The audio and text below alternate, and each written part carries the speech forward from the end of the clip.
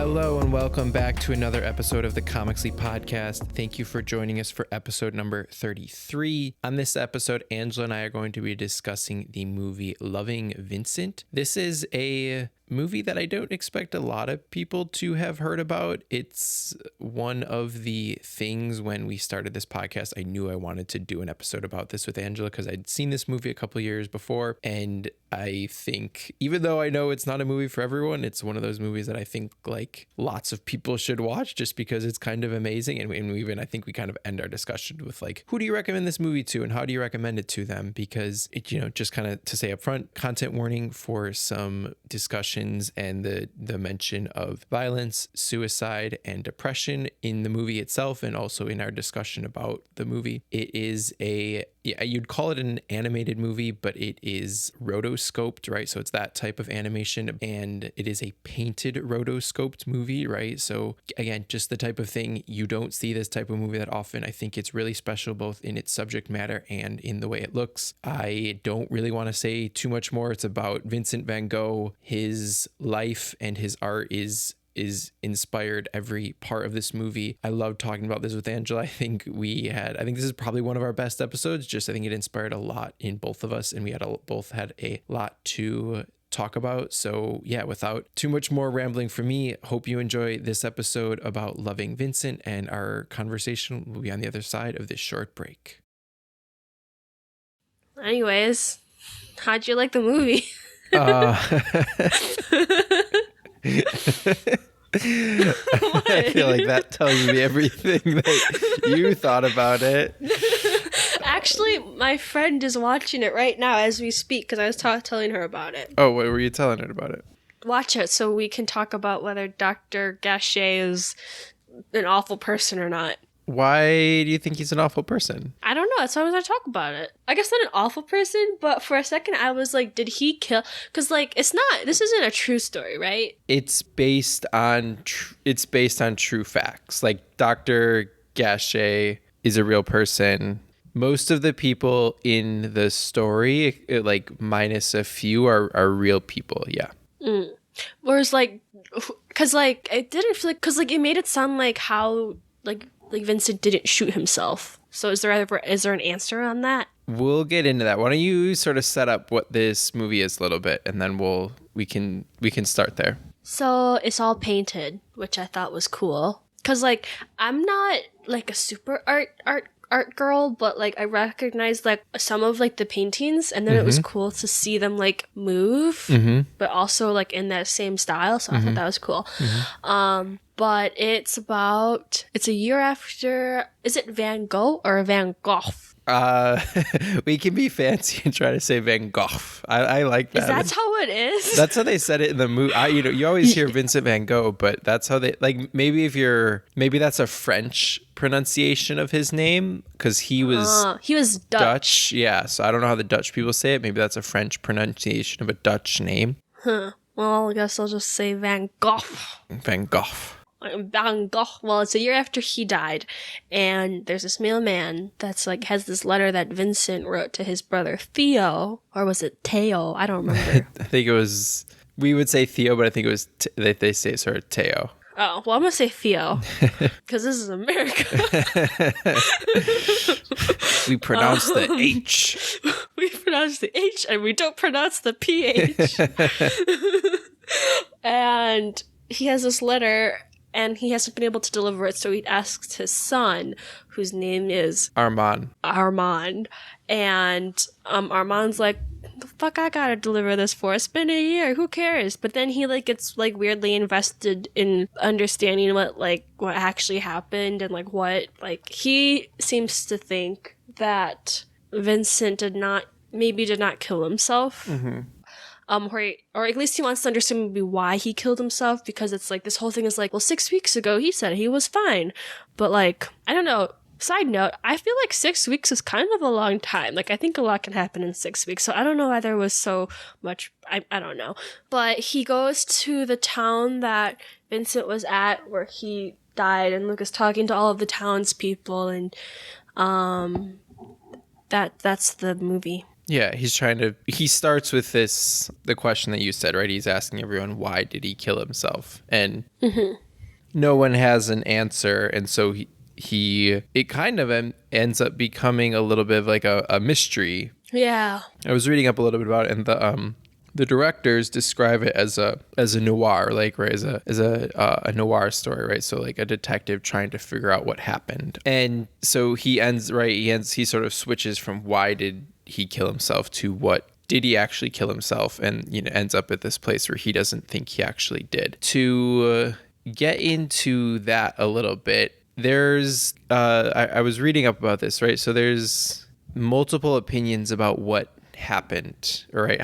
What happened at the end of his life. So one of the theories is, and there's been, I think it sort of started with this person sort of did this, I want to say it was like a research paper where he because we have some of Van Gogh's letters, right? They mentioned at the end that he was writing all these letters mostly to his brother. The brother's wife had most of them and published them. So we have his letters. We have his paintings from that time. Some of the people, specifically, I forget her name, but the inn that he stayed at in this town, the innkeeper's daughter who kind of took care of most of the people there. She was interviewed at the end of her life. Like, what do you think happened?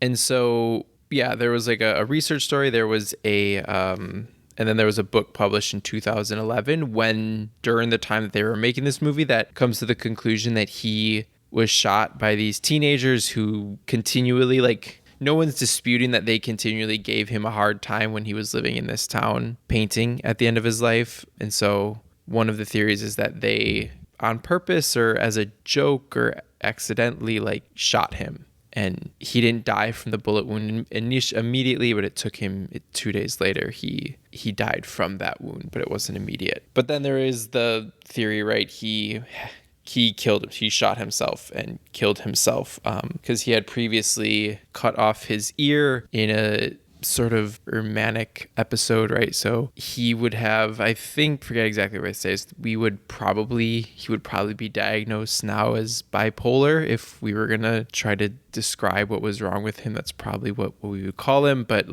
he was someone who struggled with living an ordinary life was hard for him, right? In the way that it is for a lot of people, and right. And so what that led him to do and how it affected the end of his life is sort of an unanswered question.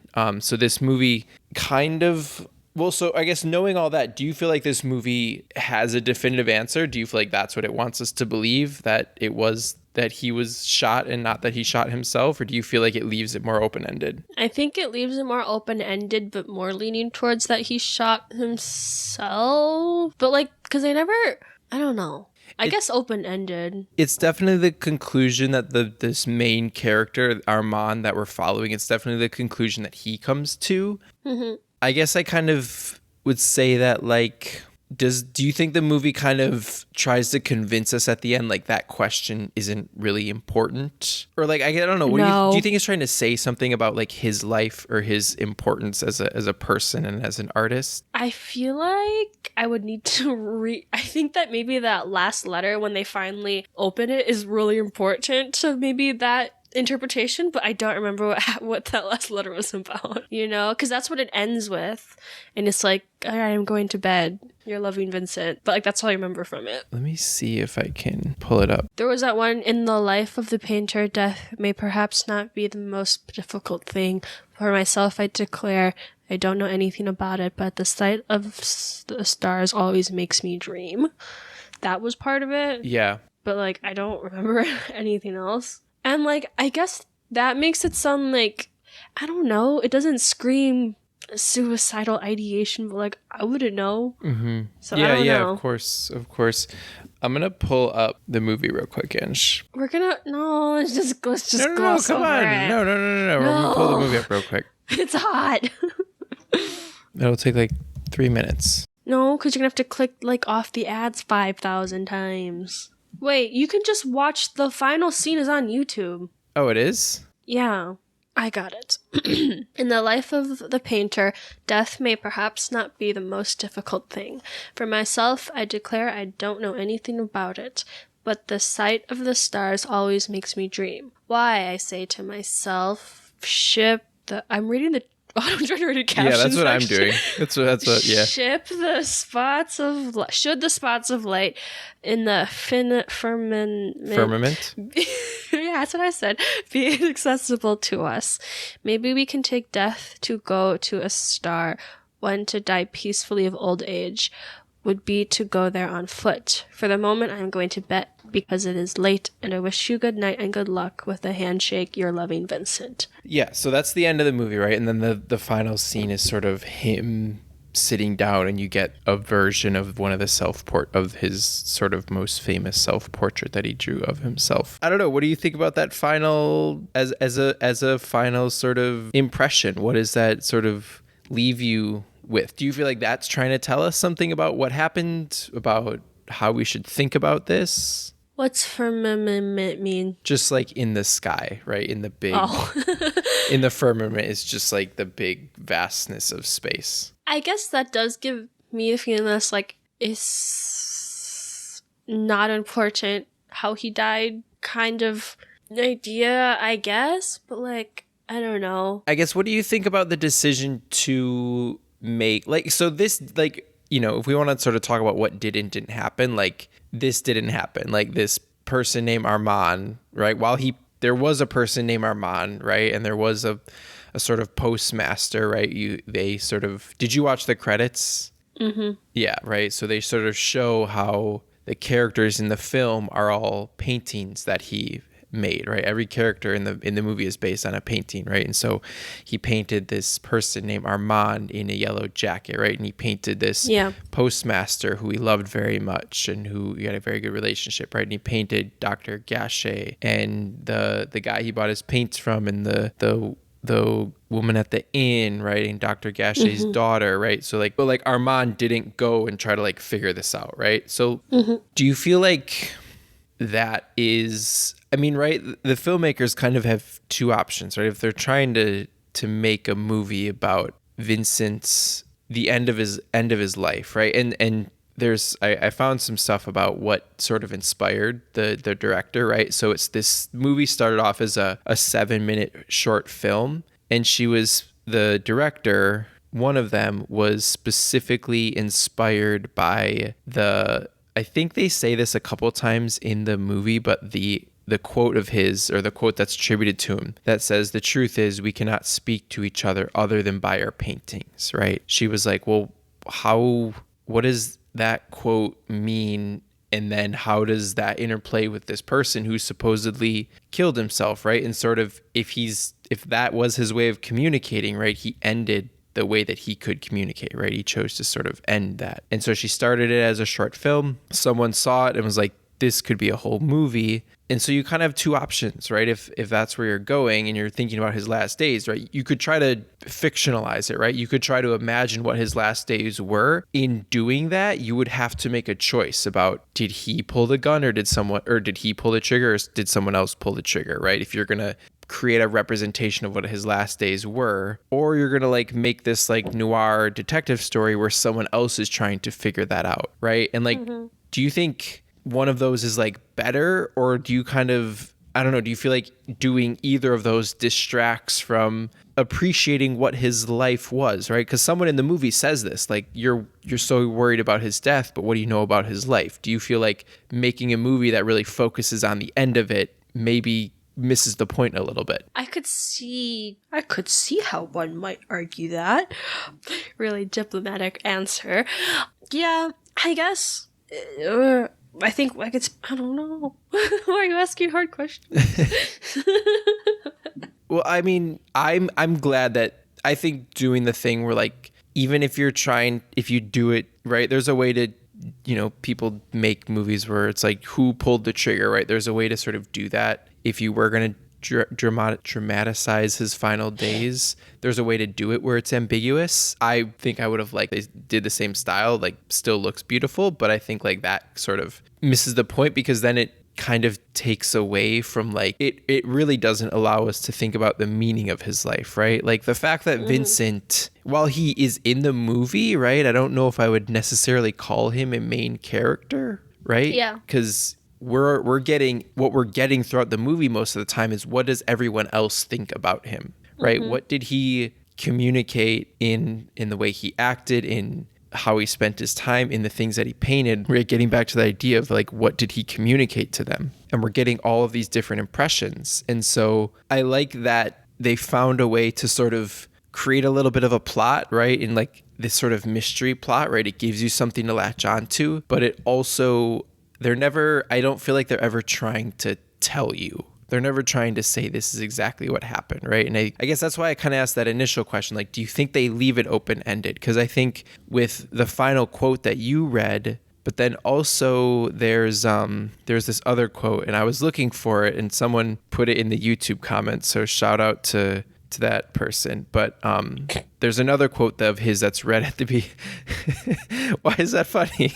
Shout out to that person. There's another quote of his read near the end of the film that says, "Who am I in the eyes of most people? A non-entity, an eccentric, or an unpleasant person. Somebody who has no position in society and who never will have. In short, the lowest of the low. All right, then, even if that were absolutely true, then I should one day like to show by my work what an eccentric, what a nobody has in his heart." I don't know. I think I like that quote a little bit more than the final one, because I feel like that gets at what the way that we see him represented throughout the movie, right? Because there are people who like hated him and think that he's like, right, that one woman specifically, right?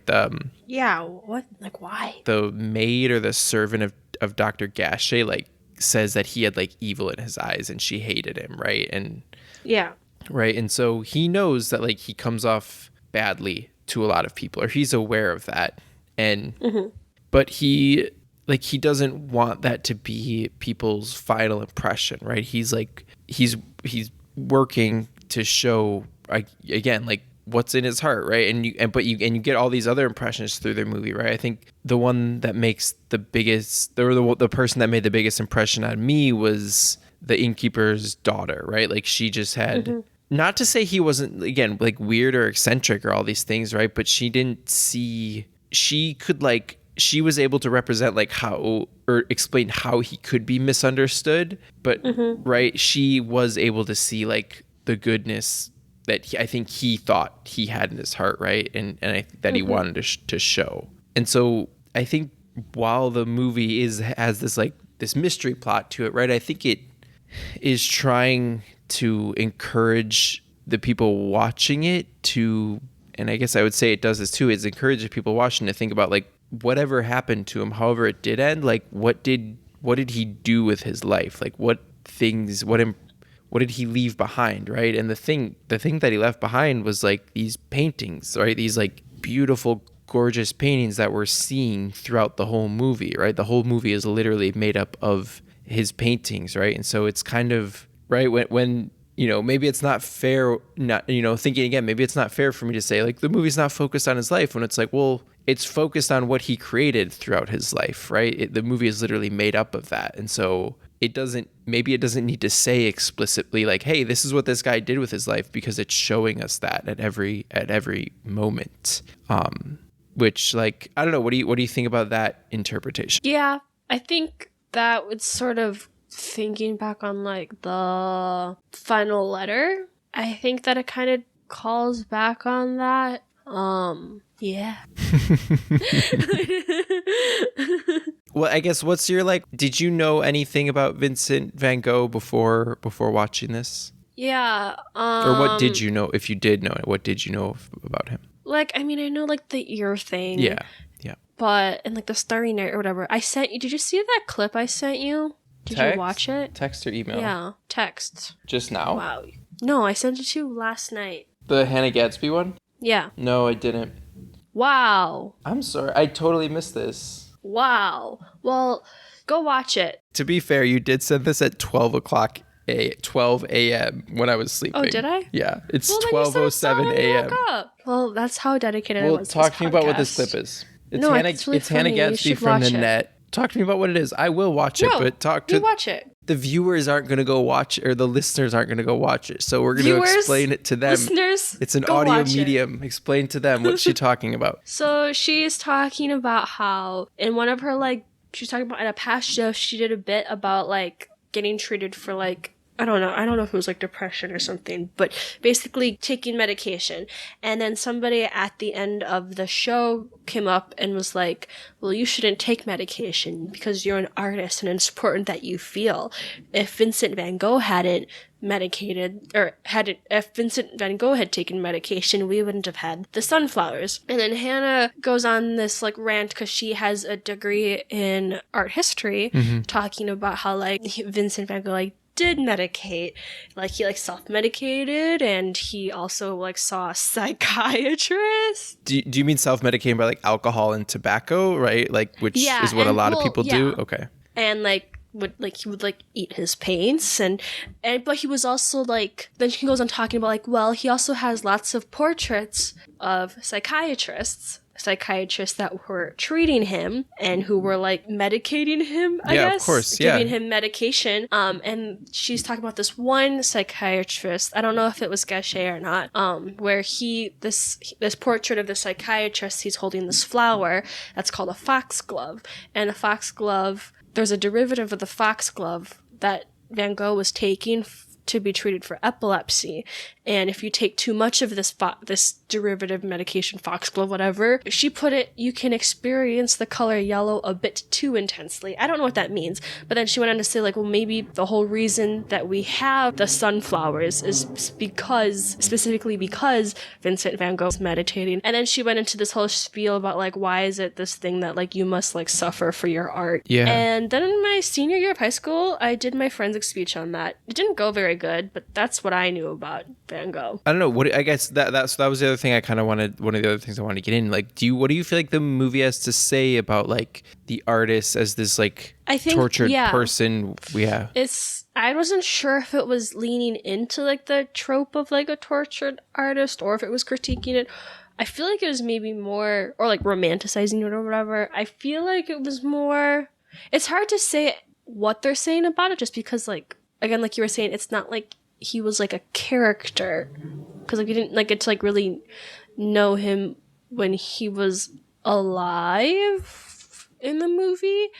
So like, I don't know, but yeah. The scene that sticks out for me, and like tell me what you think about this, is near the end when Armand it's sort of a low point for him, right? He gets the letter that he's been let go from his job. He accuses the innkeepers, the innkeeper, the woman of, he heard a rumor that the gun that Van Gogh used to kill himself was her father's. So she asks her, she feels accused. She kicks him out. He goes and hangs out with the boatman. He's getting drunk like all day. And so he goes and hangs out with the boatman, makes a mess there. That guy sort of kicks him out. He ends up at this some sort of like outdoor bar situation. I don't know. He ends up with another beer sort of on the edge of this field. There's other people standing around. And he has on this sort of, and he's wearing this jacket in the painting of Armand. He's wearing this same jacket. It's this bright yellow jacket with this black sort of trim. They're making fun of him, saying like, "Oh, did he come from the circus? What's wrong with this person? What is someone like this doing out here?" And he's sort of spinning a little bit, right? Because he's drunk. He had these sort of hallucinations the night before. He's kind of twisted up by what he, trying to figure out what's happened to Vincent. And so he's sort of feeling very, I guess I would use the word ostracized in that moment. He's very, very much like the other. And there's this, do they call him the village idiot? Yeah. Is that what they call him? Not a nice word for, someone who maybe has some sort of like speech impediment or like developmental issues, right? But he has sort of this wild orange hair. The people derogatively refer to him as the village idiot, and he comes running through. One of the guys trips him, and Armand like can't take it anymore, and he sort of beats the shit out of these three people, right? Yeah. He's a pretty good fighter. Yeah, We see that surprised. right at the beginning of the movie. He's beating someone up, and I guess it's kind of an odd scene, right? in the plot of the movie, he wakes up the next morning in jail and he's able to talk to the policeman who has another perspective, right? So in like the plot, it gets him to the policeman to talk to him to get another perspective about what he thinks happened to Vincent. But in the sort of bigger picture, right? I guess I wonder, is that scene, right? That scene brings up this idea for me that like Vincent was, obviously struggled throughout his life with some sort of, whether it's like the will to live, some sort of like mental problems, right? And he sought out help for this, right? He understood like this was something that he struggled with, and he sought out help for, right? Like whatever that thing was, he sought other people to help him, and he tried to self-medicate in various ways. And society right now isn't very understanding of that, right? There's still a big stigma about going to see a psychiatrist, or like going to, having to like enter into a program to seek like mental help, right? Or even like taking certain types of drugs to help those issues, right? There's still a certain stigma about it now. You can sort of imagine, right, that it was even less understood back then. And so, people could call it like witchcraft or the devil, right? Or something even worse, right? Like tying it up with religion. And so I guess, do you feel like the movie at all is sort of suggesting that maybe like the cruelty of people or just the uncaringness of people like also contributed to him killing himself, or being in the position where like, I don't know, being in that sort of position where he maybe didn't want to be alive anymore? I mean, yeah. Especially I'm thinking about the housekeeper and like the boys that would like make fun of him. I don't think it explicitly, or I don't think it like outwardly kind of implies that, but like I think just like the way that they were treating him, or the way that they were talking about him, made it seem like, yeah, like that. I guess that would be my one thing, was like, I think you could. I wouldn't make the argument that the movie romanticizes this idea of like artists need to be tortured, right? Or artists need to go through or be constantly going through some sort of difficulty in order to make great art. I wouldn't make that argument. I think you probably could. I think the movie's trying to, again, I don't think it makes it an explicit point that it's a societal thing. I don't think it has about like or in terms of talking about what exactly happened to him at the end of his life, but I think it tries to show various different ways in which he was misunderstood, and like doesn't present those as like a good thing, right? Or presents those as things that like, I'm even thinking of the scene when he's in the inn and he's eating, and then the kid comes up to him and he starts like drawing with him, and you see like you don't see, but you just like, right, the parent or the adult like comes over and it's like, oh, you need to like be in bed, like you shouldn't be doing this, right? In this terms of like, maybe it's like the kid should actually be in bed. I got the sense from that more like, oh, like don't, I don't know if I want my kid like sitting with this man because like he's an artist, right? And like and he's also a little, they refer to him as a foreigner. A few people refer to him as a foreigner, right? Like they don't like trust him. So I think the movie's constantly presenting all of these different ideas about like how he felt perceived and about how he felt understood, right? Whether that's directly in that flashback or whether it's sort of indirectly in this moment with Armand. And yeah, I don't know. I guess I think it's not, I don't think it's contributing to that. Like the artist needs to be this tortured person. I don't think it really goes there. I think it's trying to say something a little bit more complicated about what he's feeling and how he interacts with the world around him. Yeah, that's interesting though. So in that forensics thing, you brought up Van Gogh, or you? Yeah, I used that exact thing. I don't remember how. It was a very poorly written speech. I'm just gonna be completely transparent. And then it sort of turned into just me talking about why I hated the movie Rent. That was the speech. Do you hear the fireworks outside right now? No. Oh, well, okay. No. Then cool. Do you hear the music outside my? No. That's good. We'll see how it comes out in the recording. Angela hating Rent, for that famous take of Angela's that Rent is horrible. Yeah, I still think that, but we're gonna have to watch it not like happening. soon, but at some point we're gonna reconsider Rent. When they'll do like a remake or something. They'll like the way they did with West Side. Did they remake West Side Story? What was that one they did? They already had like a thing where they like performed it live. No, but it'll be like, because what was the one that they just did with Alden Ehrenreich? Is it In the Heights? I'm just naming off musicals now. I don't know. I've never seen it. West Side Story. Yeah, they just last year they did West Side Story. They did like Steven Spielberg did it. Yeah, it was like a big deal. They'll redo that with Rent eventually, and then we'll do it. But I didn't see West Side Story. I don't have a big love of musicals, but all right, is there, let me just pull up my notes.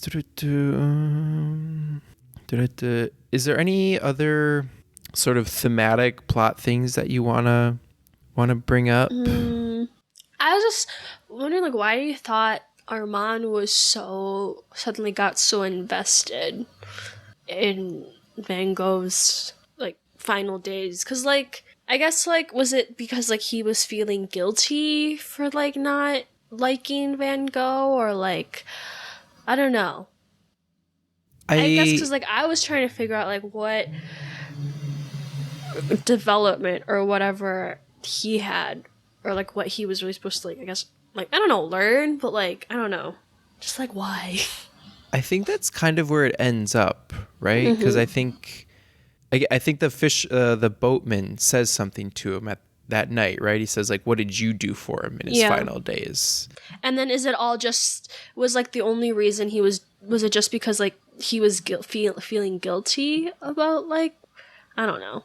I think there's a pretty sort of classic, I don't know if it's a trope, but there's sort of that classic thing. I'm thinking specifically of, I'm forgetting the name of it. There's a HBO show about a writer who has writer's block, but really he's just lazy. And so to sort of distract himself from writing, he puts an ad on Craigslist that he's a private detective. And so instead of writing, he's always like, well, I have to go like help this client, right? And he gets, there's like a lot of hijinks ensue, right? And but he's, the episodes always start with him like writing, and then he like writes half a sentence and he gets a call, right? And then he doesn't write anymore. And I think there's kind of a little bit of this, a pretty classic setup where someone who doesn't have a ton of direction, right? Which I don't think Armand does at this point. Again, we get the sense he likes to drink a lot, right? His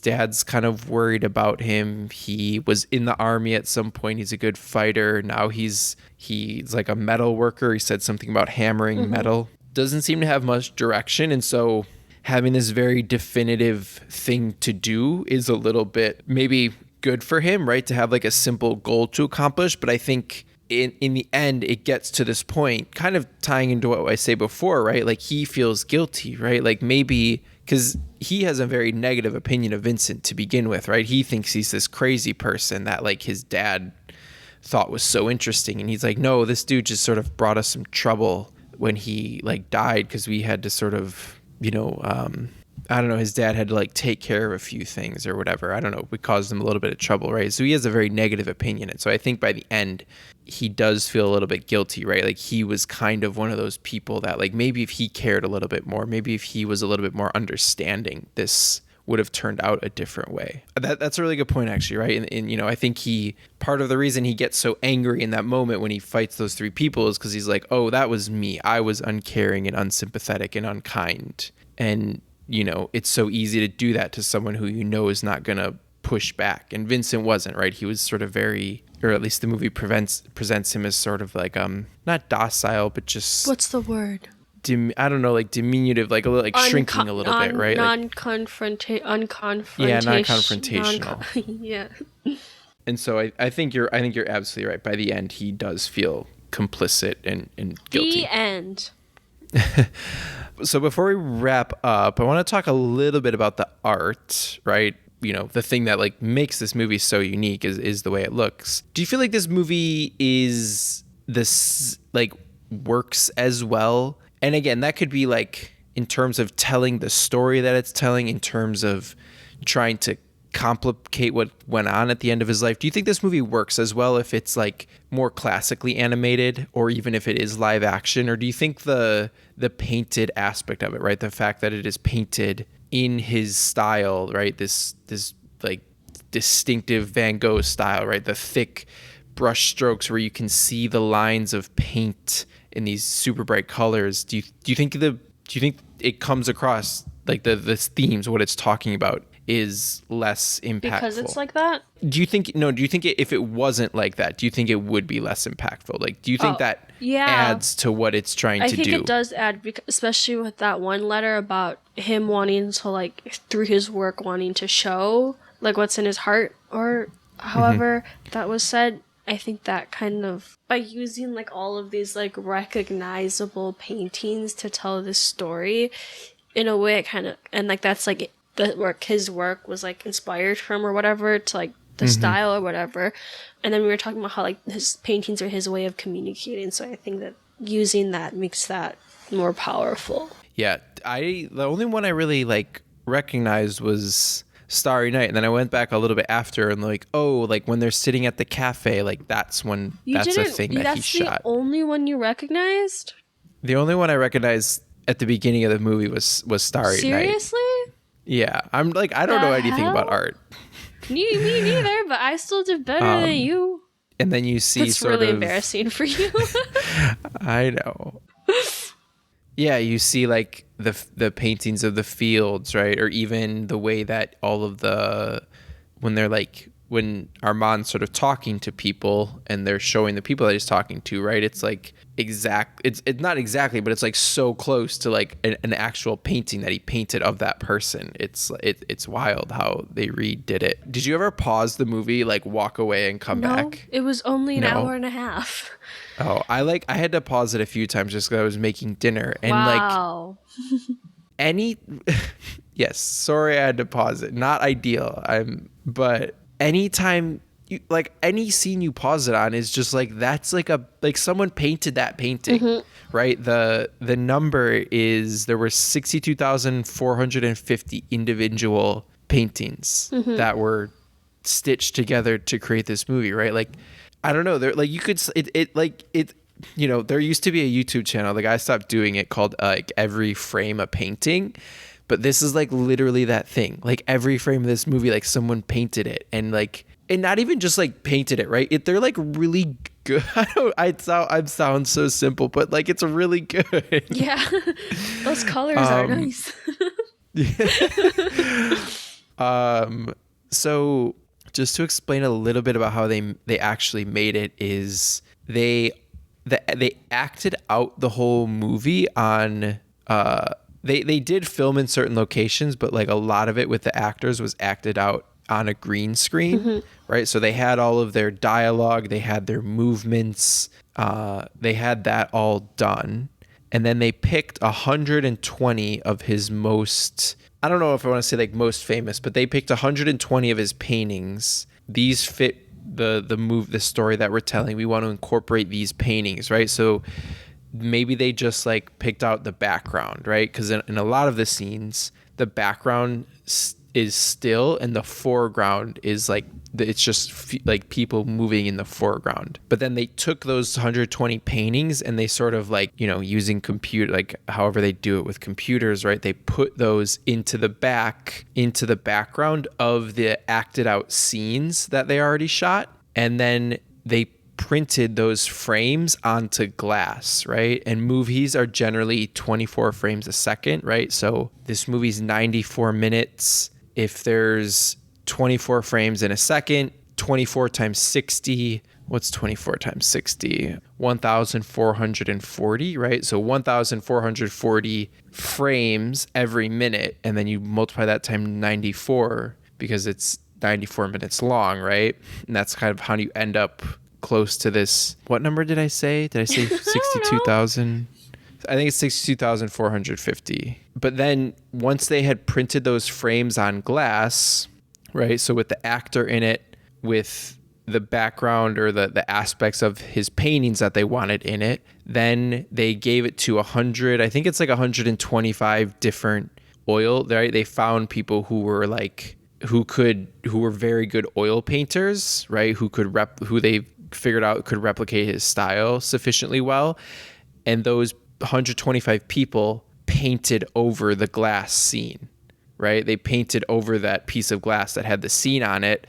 And then they sort of, you know, they put all of those in order, stitched them back together to create the whole movie. And you can look, there's like a couple articles, I'll put them in link in the show notes, and there's some stuff on YouTube, but they made the movie. It took, I think, like a little over a year, but then once they had all the frames printed and gave them to the painters, that process took 6 years. So the movie was like done, right? Mm-hmm. But then it had to be painted, and the painting process took 6 extra years. Mm-hmm. So I think the movie was done in like 2011, 2012, and then it didn't come out until 2017 because they had to paint the whole thing.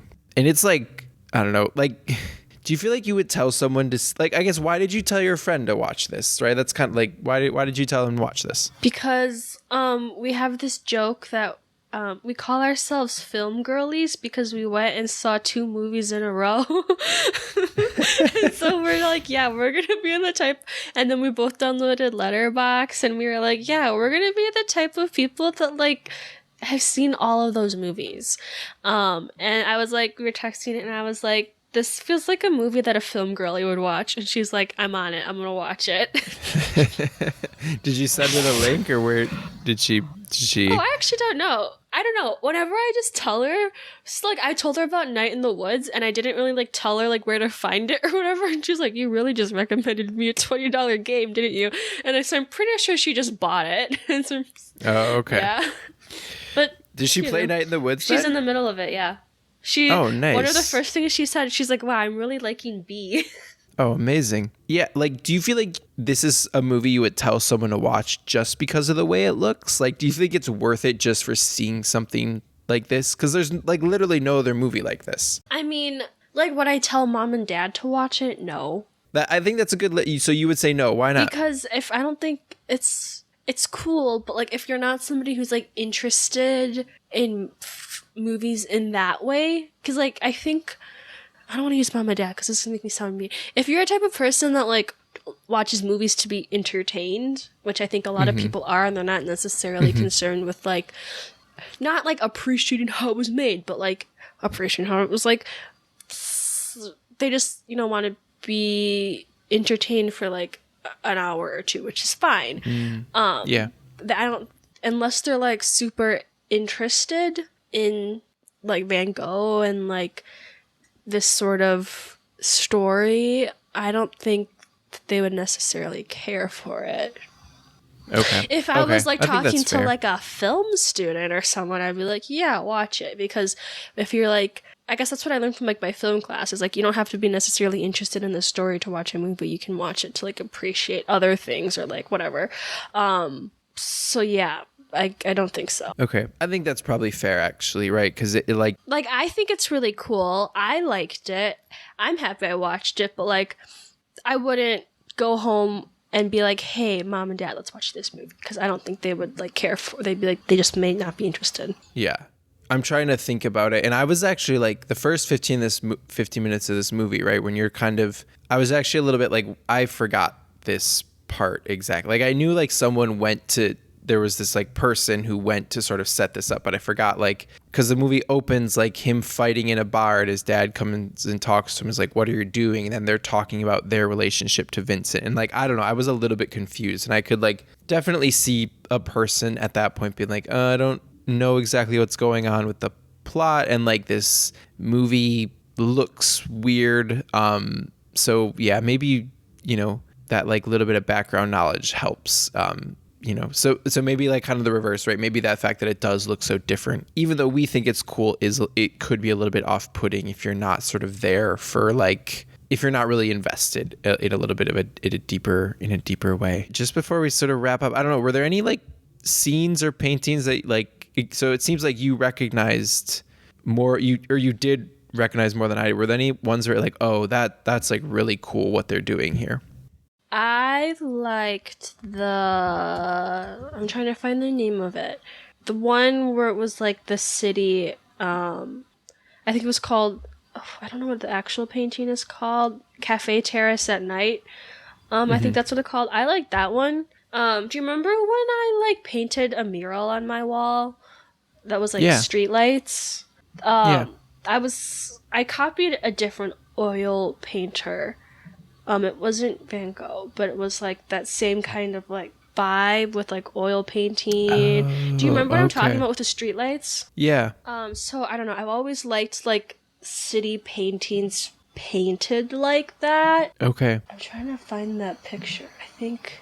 I really like while you're looking for that, but there's a couple moments when like when characters are sitting near street lamps, and the street lamps, like the aura of the light around the bulb is just these like little yellow dashes sort of like going out in lines. Like it's so like simple, but it's like so, I don't know. I love it as like a representation of how light sort of radiates out of a light bulb. There's a couple moments in the scene where characters like in the city like that. It's really cool. I was really I don't have like a specific one, but again, most of this movie takes place in like a pretty rural setting, so characters are running through like fields, like I think they're like wheat fields, and a couple of times you sort of get these shots where they zoom out, or like the scene is more zoomed out, and you just sort of get these like swirls, right? I don't know, showing the wind or showing the motion of the stalks or whatever, right? And then you get these sort of tiny characters that are just like a few brush strokes, right? And you're just sort of seeing those brush strokes move, right? To show them like running or walking, right? These like and it's just like the way that the people who created this movie, right, and Van Gogh himself was able to create motion, right, with just these like perfectly placed like lines, like brushstrokes or lines of paint, is just like it's amazing, right? And this movie does a great job showing how much motion Van Gogh was able to like put into his paint, right? His painting obviously didn't move, right? But when you look at it, you look at something like Starry Night, right? You see the way the stars are swirling, right? You look at the cafe one, you see the ones with the lights, you see the way the light is moving away from the source, right? And they were like they did such a great job showing in like the logical extension of that, showing the way that if you could actually put that painting into motion, exactly what it looked like. Like it felt so perfect every time they did that. Yeah. I also really liked the portrait of himself whenever that showed up, just because it's just like, I feel like I can imagine what he would look like as like a real person.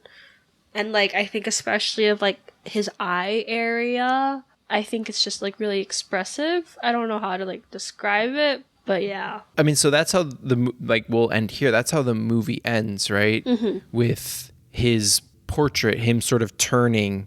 It's his portrait, but it's like him turning into the final position of his portrait, right? He's like turning over his left shoulder to look at the audience. Mm-hmm. Maybe kind of, I don't know. Do you feel like they're trying to say something with that, or is it just like this is the guy, right? This is who this is all about. This is the person who, I don't know. I don't know. Do you feel like they were trying to say anything with that, or do you feel like it's just a cool thing to do at the end of the movie? I kind of just thought it was like a cool thing to do because it's the most popular portrait of him. Yeah. I mean, it could, right? Maybe it's also a reminder, though, of like, again, we were saying he's not a main character, right? Although the movie's about him, he's not a main character, but like, don't forget, right? Again, it's a portrait of him while he's alive, right? This is who he was. This is who he was when he was alive. This is the person who created all of this, right? This is who all of these people interacted with and felt all sorts of different ways, and we can't, lose sight of who he was as a person who was alive, maybe. Mm-hmm. Yeah, so that's Loving Vincent. I think you can watch it. You can watch it on YouTube. I think you can rent it on Amazon Prime. I don't think it used to be streaming on Hulu. It was streaming on Netflix. I don't think it's streaming for free anywhere, or like with a subscription anywhere. So Amazon Prime and Netflix or YouTube available to rent, or if you know how to find it on the internet other ways, you can also do that. But that is it for that today. We're gonna take a short break and we'll come back with our one shots. See you in a second.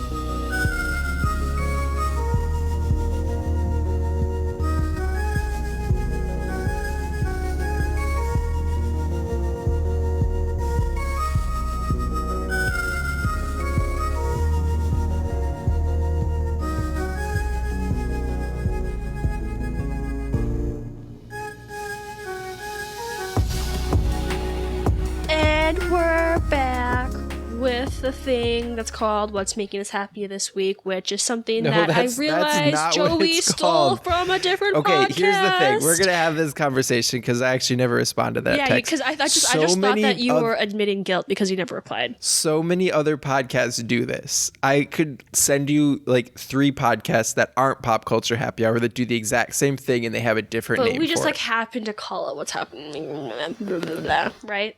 No. We call it one shots. Oh, really? Is that what it's called? That's what I say. It's called one shots. Yes. I feel like that's not what I've been hearing. Like I know you've been doing this for like years, but that's how I put it in the show notes. That's what I say. That's how it's in the editing. It's called a one shot because we talked about this when we did it the first time because comic books, sometimes they make something like a one-off, right? They don't make a whole series. They just make one issue and it's called a one shot, right? And it's just like one story. So this is just our one thing for the week. But yes, we're not unique. Lots of other podcasts do this. Pop Culture Happy Hour, NPR does What's Making Us Happy This Week. I thought that's what it was called. I think that's how I've No, been it's introduced called a to one it shot. sometimes. No, I don't think so. But from now we know though. Anyways, what is your one shot this week? So I guess it was between Harry Styles' new album or a new artist that I found on TikTok. And I'm gonna go with the other one because the other one I think makes me sound a little bit cooler. So, have you heard of Suki Waterhouse?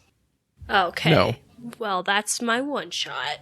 She is a singer, and there's one song is going like viral, I guess, on TikTok. It's called "Good Looking," which is a single from 2017, but she has an album that was released sometime in 2022 that I like a lot. And when I listen to her songs, it makes me feel like I'm cool because it's like not pop and it's pretty. The end.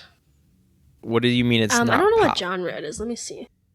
What does it sound? Give me who does it sound like? Maybe. Also, I think she's dating Robert Pattinson, which I guess isn't important, but that's just like a little tidbit that I just saw. Good for her, Yeah, Batman. But get Batman. It's like alternative indie. So Okay. I'm trying to Is see. it I'm very googling acoustic? Suki Waterhouse music sounds like.